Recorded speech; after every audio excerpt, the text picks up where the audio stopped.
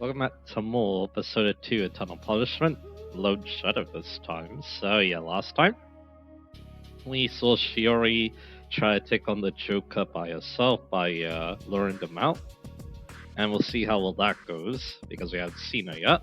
And then we also found Tatsuya's perceptive too. How he basically became a part of this story too, because yeah, he heard about the Joker on the phone, and then he decided he was going to go after the Joker as well. So yeah. Anyway, before we do take on the boss, I almost forgot an item that was over here. Round drinks. But I will need to do a round encounter first.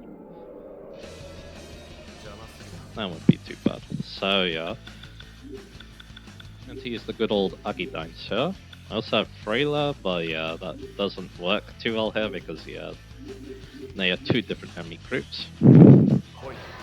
So I'll just go for the good old Agidine here.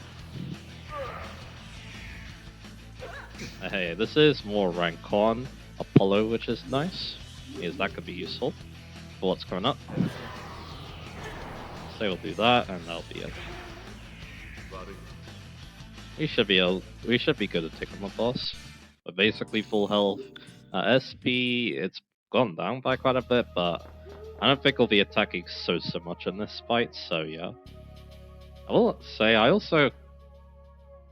know, there's something about Tatsuya's stance, I guess. Again, yeah, that feels like, yeah, he's, I don't know, fed up with life, I guess. With him, like, hunching back and stuff. I don't know. But anyway, let's go in.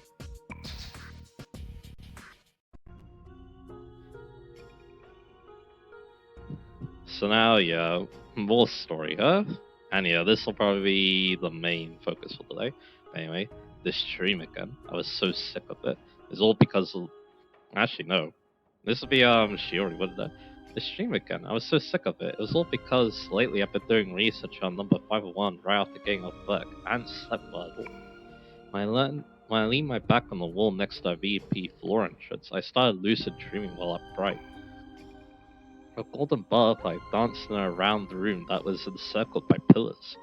Its flight band was even frayer than usual, but I knew what was about to happen. I mean, the butterfly was going to turn to a masked person asking me my name like always. My kid brother had bugged me into playing this wick, and ever since I've had this dream over and over again. Sure enough, the butterfly vanished and the masked person took its place. There's something unusual though. Their androgynous voice is hard to hear, and the body had gone dim and see-through. Now that I thought about it, the space between the pillars was redder and hazier than usual too. And yeah, it was Shiori. It doesn't matter how many times you ask, I won't tell you. Besides, nobody ever believed me when I told the truth anyway. I had seen him, the man who dismembered my little brother. What I wanted to know was the butterfly person's name. You want to know mine? Tell me yours first. No, now that I was an adult, it was different. What I wanted to know was whether the rumor was true or not. The rumor that Joker is Tatsuya's pseudo. The monstrous serial killer from 10 years ago who was never caught. Becoming a police officer let me figure out that the culprit was Tatsuya's pseudo, son of Tatsuya's pseudo, the incumbent Minister of Foreign Affairs. I had no proof though. In which case, I just have to prove that the culprit from back then and Joker were one and the same, just as the rumors said, and then figure out where he was. It had taken me 10 years to get to this point. My dream and my memories had gone all mixed up. Just then I heard the door unlock and the knob turn. I drew my P230 JP from my backside holster, pulled back the hammer and disengaged the manual safety. The trick would be lied to say that if I just released the safety and shot using double action.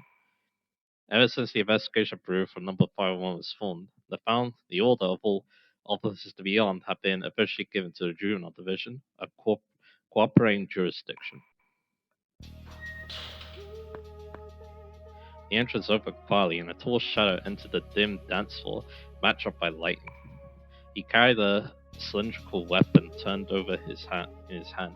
It looked like a sword, which matched the weapon wounds of number 501's victims, according to the forensic investigations. This is the police. Throw down your weapon. My voice sounded hoarse as I yelled that, aiming at the shadow's head from the side. I could have used a hot green tea. Fury Miyashiro, right? I have my gun aimed at your head. Throw down your weapon. The shadow barely moved as if he were a statue, but I didn't know if he was prepared for this. He immediately released his lethal weapon. I kicked it away from where it fell on the floor, then shouted again with my gun still trained him. You're under arrest for being in violation of the Swords and Firearms Control Law. Hands behind your head and drop to your knees. He placed his hands to the back of his head and immediately dropped to his knees. I couldn't let my guard down though. His victims were just cut down. They were somewhere it seemed like they were eaten alive. Who knew what kind of deadly weapon he had hidden in him? If he showed even the slightest sign of resisting, I intended to gun him down without hesitation. Japanese police laws can't do shooting practice on 36 bullets worth a year, so it's difficult for us to hit a moving target. Not to mention, there was no way you could stop homicidal maniacs or junkies with a single .32 caliber bullet. Overseas, there's a controversy over whether even a 9mm caliber bullet would have enough force. Of course, there's probably a problem with using excessive force. The truth is, though, I want number 501 dead. He was clearly the culprit. Even if I secured him, he received a non-indictment due to being of unsound mind, get institutionalized, and if I was unlucky, he'd be back on the streets for a few months had passed. He'd leave free as a bird without anyone asking what his crime was. In this country, there's no judicial institution in place to handle mentally impaired people who commit atrocious crimes. I mean, that's actually kind of a thing in Japan, like in real life too.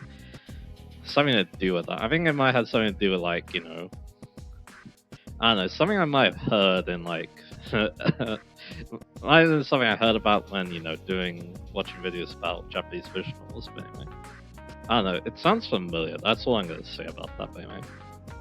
Involuntary institutionalization ultimately only targets the mental disability. They can't handle them as criminals. Consequently, once it's been judged that there's no fear of them harming the souls of others, they must be discharged immediately, even if the very doctor who examined them felt there was a risk of recidivism. There are several movers trying to introduce measures reserving law and order with stronger binding force. How they've been stemming many times over because of strong protests from the opposing faction that touts protection of human rights.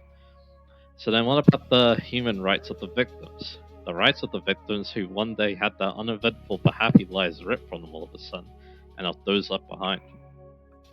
The perpetrator was in a normal state of mind. They're incapable of taking responsibility.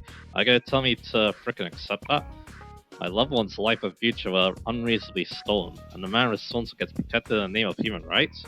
This is the status quo for this country's administration of justice. Are you crying? It's natural for someone to tear up in their tents. You could see the corners of my eyes in this dim light. Whatever, it wasn't his damn business. Also, that's a woman's sword. The shadow jutted his chin at the weapon on the floor and glanced at it without turning my head and confirmed it was true. The hallway lights streaming in from the door illuminated a wooden sword. I couldn't charge her with a violation of the Swords and Firearms Control Law. Can I get up now? No, you may still have committed unlawful assembly with deadly weapons. What's your name?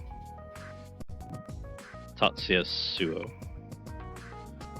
Tatsuya Suo? I turned up the hall lights to the remote in my other hand, then looked at the shadow's face. While there was intensity in it, this is definitely a young man. I guess he was about 17, 18 years old. He looked like Sergeant Suo. Was he former Detective Suo's child? What was he doing here? Was he Joker? I was confused. Do you have any ID? I think there's a driver's license in my wallet. I ride a motorbike to school, and I doubt it's unregistered. He talked about himself like it was someone else. What a weird kid. Where's your wallet? My back pants pocket. Stand still. You place your hands on the wall and spread your legs. Once he obeyed my directions, I completed a quick pat-down. He didn't possess any other weapons. Inside his wallet, there's a normal motorbike license, the so-called mid-license. There's his picture and name. This is Tatsuya Suo, right? Okay, turn this way. Keep your hands where I can see them. He baited me that question. At least his face and photo matched up at a glance. But there was something different about the boy in the photo who gave a challenging smirk, like he fight anyone who looked at him funny. It was his eyes. What was with this kid's eyes? It was like they sucked me in. What child looked like that? They were a detached quality to his gaze, like he resigned himself to or accepted something. How do you know my name? Are you the one who picked up on the other end of the line, or did you hear it from your father? The address on this photo ID definitely matched what I had pinned down for former Detective Seward.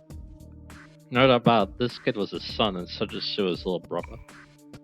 My dad? No, I saw your business card downstairs. He's probably surprised I knew his father, given his puzzled expression. I see. Did the people from the club ask you to chase me out, or did he come to kill me? You don't happen to be Joker, would you? No, the club's got nothing to do with it. I came to warn you because Yoshizaka asked me to. If you stay here, Joker really will kill you.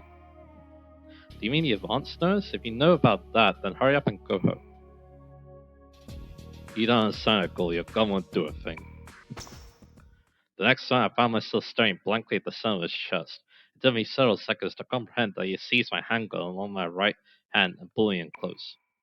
His movements were so hyper-quick, my eyes played tricks on me, making it look like time skipped. He tightly gripped the small automatic handgun in his large, decidedly unboyish left hand. The side was retreating a bit too. Now, even if I pulled the trigger reflexively, it wouldn't shoot. I wonder what did he learn this. I felt the force of beat of his heart on my cheek through his right red bike levers. When I looked up, I saw the handle of a fruit knife or something similar thrust all the way to the hilt in the wall next to his face. It hadn't been there a second ago. If my face hadn't been buried in his chest right now, that thing might have struck dead on the back of my head. When he moved his right hand, which held my head, he pulled out the knife next to his head while glowering at a spot further inside the club. The blade's about 10 centimeters long, but all of it had sunk into the wall. The physical strength of the person who threw it was impressive enough, but this kid who casually pulled it out was amazing too. How long have you been there? From the start, dumbass! At Tatsuya-kun's question, the voice of another man behind me responded. It sounded like it was a good distance away.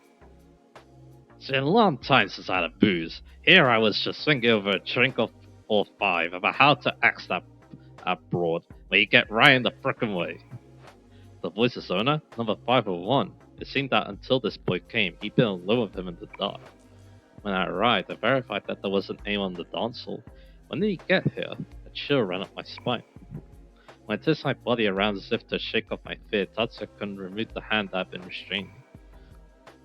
At a moment's delay, I alternated my gun at both him and the direction of the voice.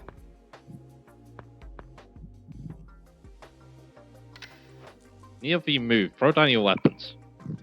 Tatsuya-kun didn't so much as glance at me. I too kept my aim and my eyes fixed on the man further in. 10 years had gone by, but he looked exactly the same. This was without a doubt the man. The boy who'd stood next to Takuya's cruelly mangled corpse. His unforgettable crazed smile. I knew he was number 501. Tatsuya Sudo. I finally found you.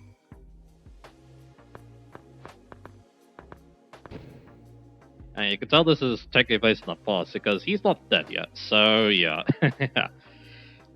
And this will be, of course, before Mario would see him in the main game too, before he decided to get the paper back, evidently as well. Or, you know, maybe he didn't need the paper back now. That could also be another thing too. Wee! Last time, no see. You frickin' brat. The voices told me all about you and the other side. Suda was sprawled out on the sofa deeper inside the dance floor, legs shamelessly stretched across the cushions. He was gulping down an entire bowl of dried gin dangling from one hand. He probably pinched it from the bar cam next to him. He had a 5 o'clock shadow and unkempt hair grown out like a mane, and he was wearing nothing but a coat on his shoulders, on top of a patient gown from some hospital somewhere. What a freakish outfit.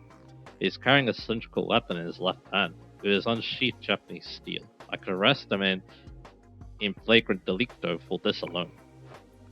Tatsuya-kun walked right up to that pseudo without a trace of fear. At some point, he picked up the wooden sword I knew I kicked away. He was next to me this whole time. How was he How had he picked it up? Plus, I hurried after him. See your joke on this side, Tatsuya Pseudo. Seems like something he'd do. Those two clearly knew each other, but Pseudo said this is the first time. What do they mean by the other side? What do they mean by he? Was this supposed to be Tatsuya Pseudo, the subject of all those unsavory rumors?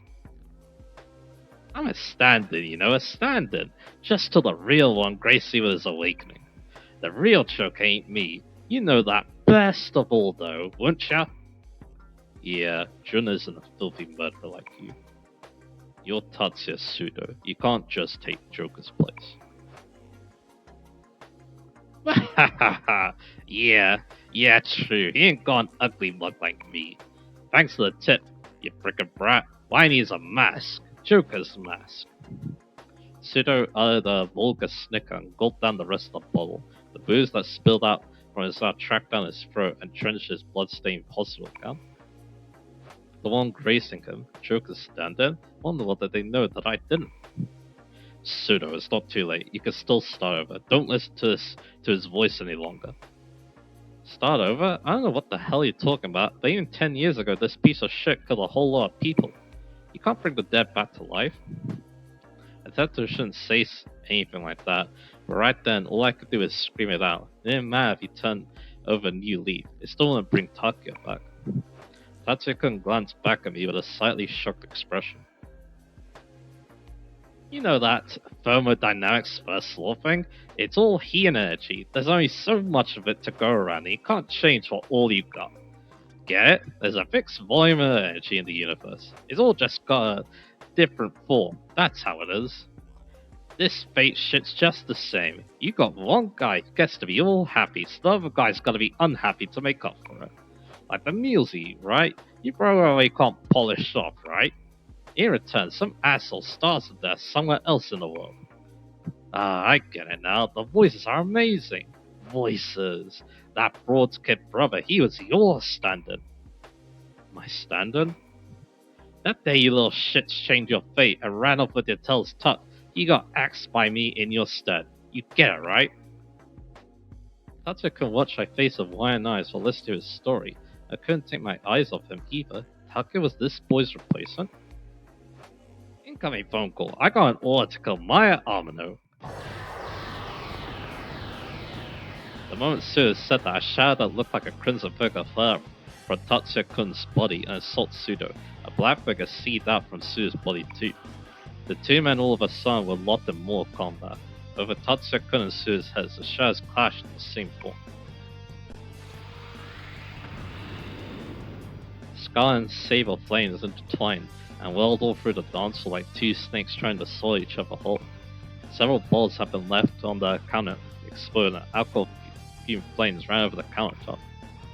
This is Joker, the persona of your sins, sire.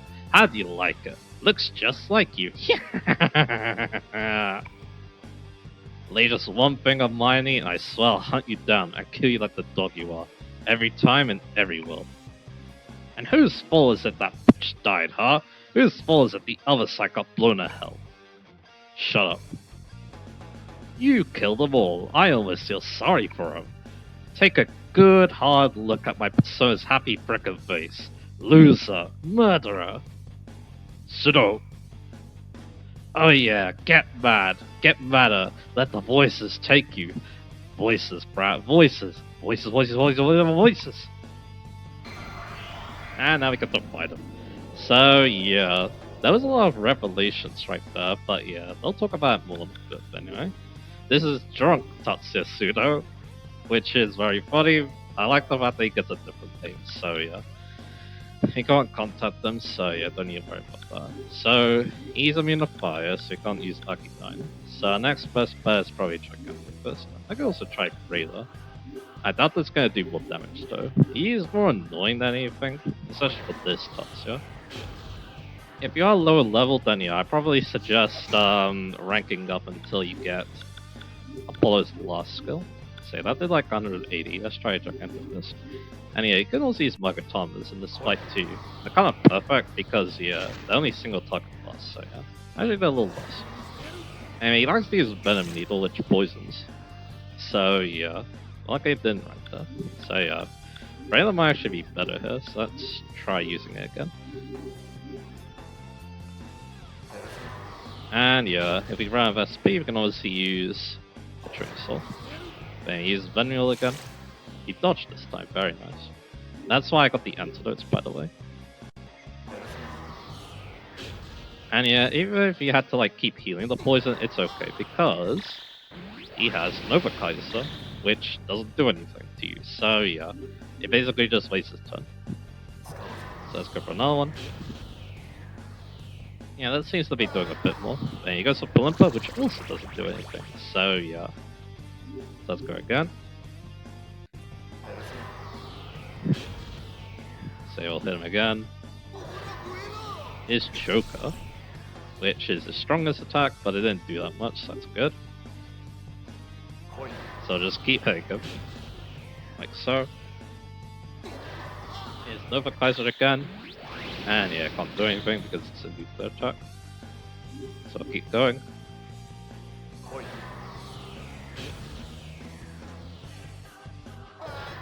And there's a Bloompa. Yeah, again, this fight's not too bad. Again, it's very annoying if you keep getting poisoned by Venom Needle. Because although at least there's two ways to deal with it. You can either, of course, heal the poison or take the poison and use a bead when you get low on health. So yeah. But of course we don't have to worry about that because we've dodged them all. And there he goes, rank 6 for follow. So there you go, we took down Drunk Tatsusudo, and that'll be the last time we see him in this game too, so that's awesome.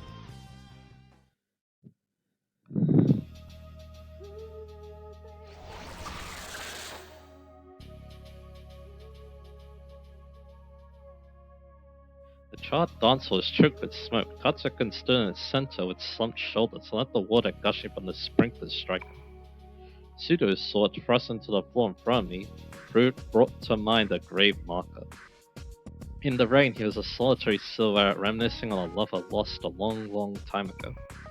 Lone Shadow. He struck a desolate figure, like something torn from a movie, but that kind of title.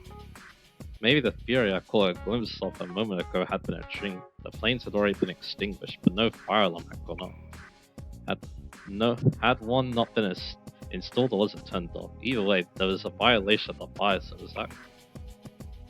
Pseudo escaped. Just before Tatsukun's wooden sword could split his face in two, he vanished, as it sucked into a round patch of darkness that had opened up in midair.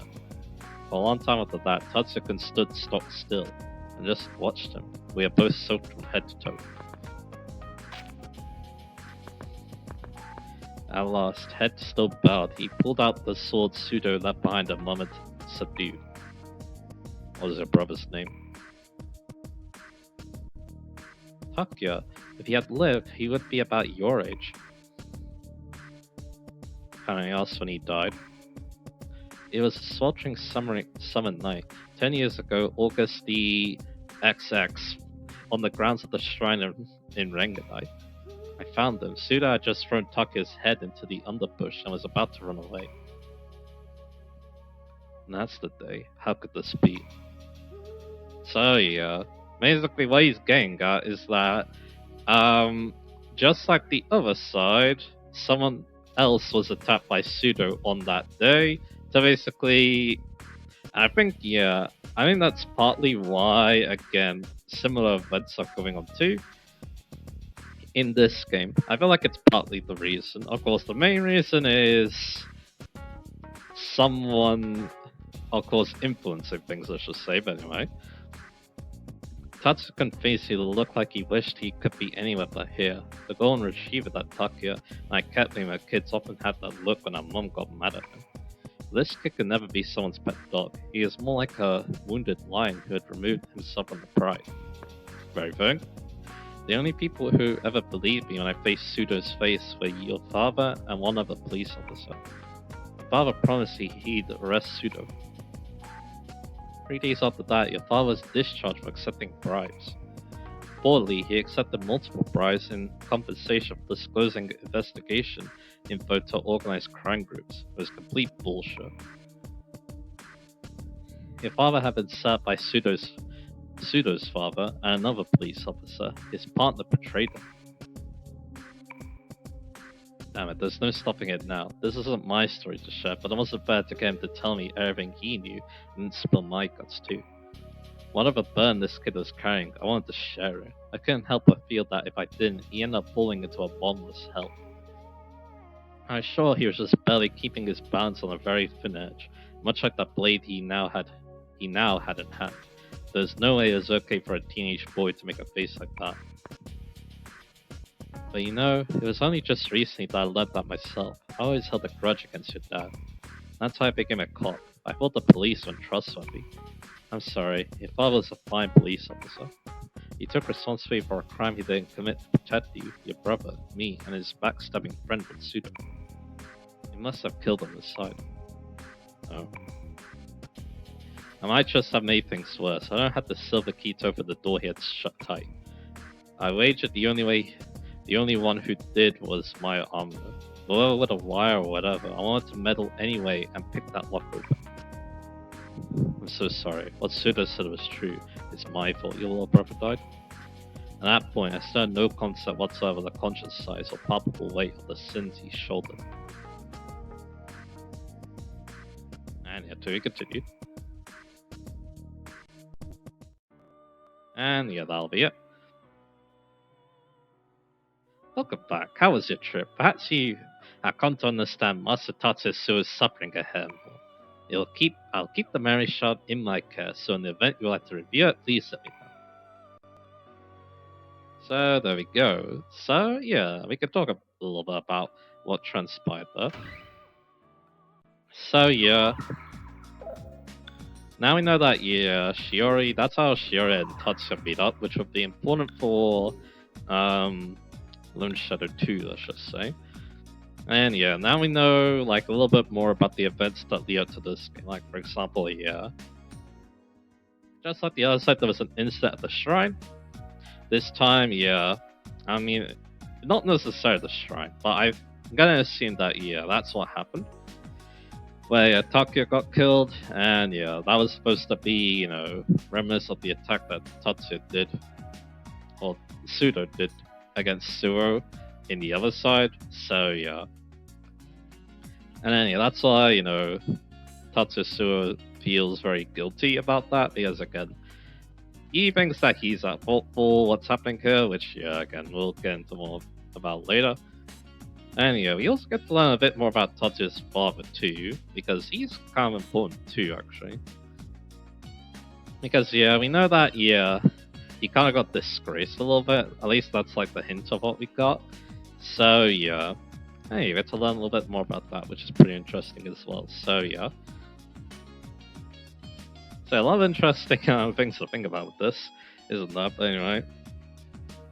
Those are the main takeaways from Lone Shadow 1 as well. And again, I do think that the plot is very important, and also the showcase of other cool things too. Some of the enemies are fighting as well earlier on, so Anyway, like I said, getting to see Tatsuya's perspective on the events, also Shiori's as well. I find it quite interesting too, so there's also that. But anyway. So that should be, I think that's everything I want to cover for now. So next time we're going to be taking on Albert Park. We're going to be starting to explore that area, and then we might also think about talking to Sneak. So look forward to that, and I'll see you guys again for that.